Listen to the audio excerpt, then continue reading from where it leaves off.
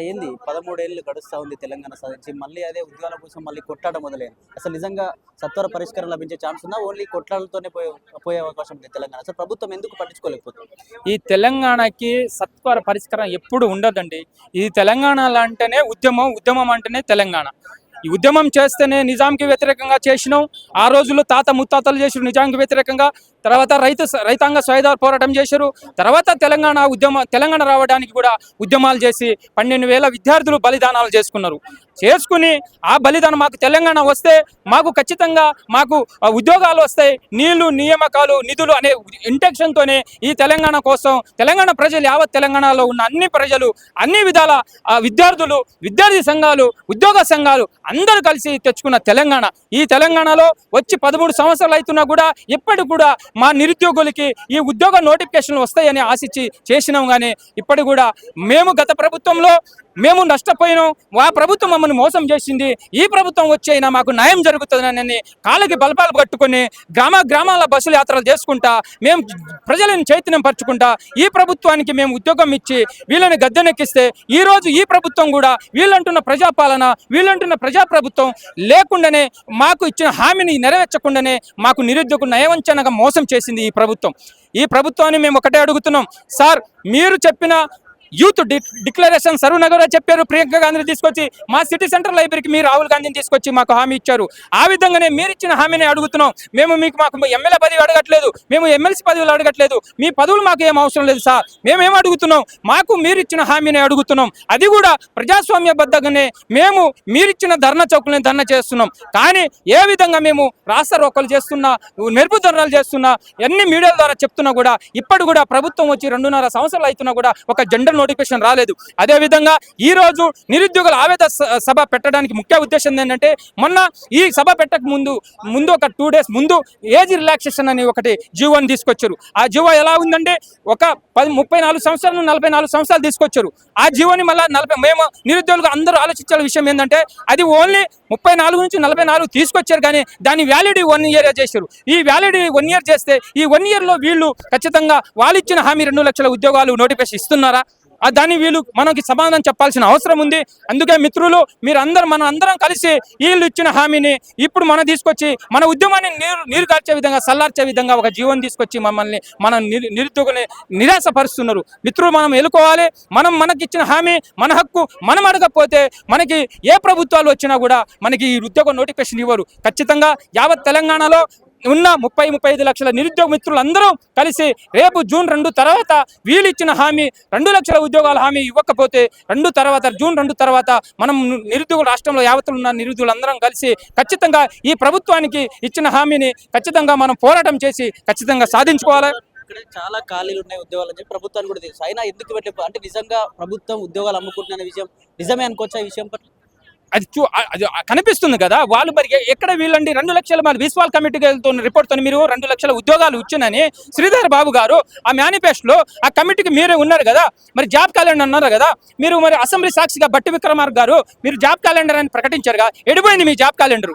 అదే గ్రామ సర్పంచ్ ఎలక్షన్ ముందు మీరు ఉస్మానియా యూనివర్సిటీకి వచ్చిన ముందు రోజు మేము 40,000 ఉద్యోగాలు ఇవ్వబోతున్నామని పేపర్లకి టీవీలకి చెప్పారు కదా. ఇప్పుడు మీరు ఆ ఉస్మానియా యూనివర్సిటీ సభ పెట్టుకుని జరిగి 6 నెలలు అవుతుంది కదా. ఎక్కడ మీ 40,000 ఉద్యోగాలు ఎక్కడ పోయినాయంటే, ఇప్పుడు మీరు ఆ రోజు మాకు పేపర్లు ఉన్నాయి, మీరు ఇచ్చిన హెడ్లైన్ సభలు నిర్వహించుకొని ఈ నిరుద్యోగులు ఏదో ఒకటి సాకు చెప్పేసి మేము ఈ సభని నిర్వహించుకొని వెళ్దామనే ఉద్దేశంతో ఆ రోజు సభను కూడా నిర్వహించుకొని ఉస్మానియా యూనివర్సిటీ వెళ్ళిపోయారు. ఎటుపోయినాయి సార్ మీ 40,000 ఉద్యోగాలు? ఎటుపోయినాయి? మీరు ఇచ్చిన హామీలు మెగా డిఎస్సీ హామీ ఎక్కడ వెళ్ళిపోయింది? పోలీసు ఉద్యోగాలు 19,000 ఖాళీలు ఉన్నాయన్నావు, ఎక్కడ పోయింది మీ 19,000 ఉద్యోగాల ఖాళీలు?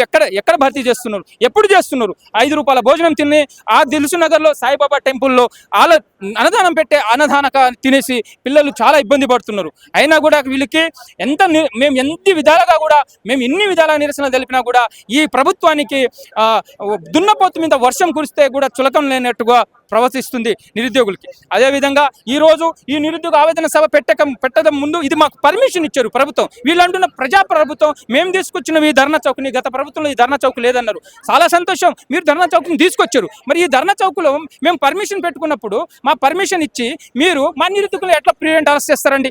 మా దిలుసునగుల మా నిరుద్యోగ మిత్రులందరికీ ఎక్కడికక్కడ ప్రివెంట్ అరెస్ట్ చేశారు. మా హాస్టల్ దగ్గరకు వచ్చి మా రూమ్ దగ్గరకు వచ్చి మేము చదువుకునే లైబ్రరీకి వచ్చి మీ పోలీస్ వారు వచ్చి మమ్మల్ని అరెస్ట్ చేస్తున్నారు. సార్ మరి మీరు ఎందుకు మాకు పర్మిషన్ ఇవ్వాలి?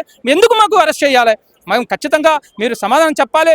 లేని పక్షంలో మేము ఒకటే జూన్ 2 తర్వాత మీరు ఇచ్చిన హామీనే అడుగుతున్నాం. ఆ హామీ జూన్ 2 తర్వాత కానీ మీరు ఇవ్వని పక్షంలో జూన్ 2 తర్వాత మేము ఖచ్చితంగా నిరుద్యోగులు అందరం కలిసి ఖచ్చితంగా కార్యాచరణ ప్రకటించి ఎక్కడెక్కడ జిల్లాల వైజ్ ఇటువంటి ప్రోగ్రామ్ చాలా చేసిర్రు, నిరసనలు చేసిర్రు, ఆవేదన సభ ప్లస్ ఇంకా భారీ బహిరంగ సభ చేసి ఇన్ని చేసినా కూడా ప్రభుత్వం కనీసం స్పందన లేదు కదా. మరి జూన్ 2 తర్వాత కనీసం మాట్లాడే అవకాశం ఉందా? జూన్ 2 తర్వాత ఇలాంటి సభలు ఉండవు, ఇలాంటి సమావేశాలు ఉండవు, ధర్నాలు ఉండవు. డైరెక్ట్ ఎమ్మెల్యేల ఇంటిని ముట్టడిస్తాం. మా స్థానికంగా మేము ఎవరినైతే ఓటేసి గెలిపించినామో వాళ్ళ ఎమ్మెల్యేల ఇంటిని ముట్టడిస్తాం. బరాబరుగా ముఖ్యమంత్రి రేవంత్ రెడ్డి ఒక ఇల్లును కూడా ముట్టడిస్తాం, సెక్రటరీని ముట్టడిస్తాం, మీ గాంధీ భవన్ని ముట్టడిస్తాం. ఖచ్చితంగా మేము జూన్ 2 లోపు కానీ మాకు రాని పక్షంలో ఖచ్చితంగా ఇవే చేయబోతున్నాం.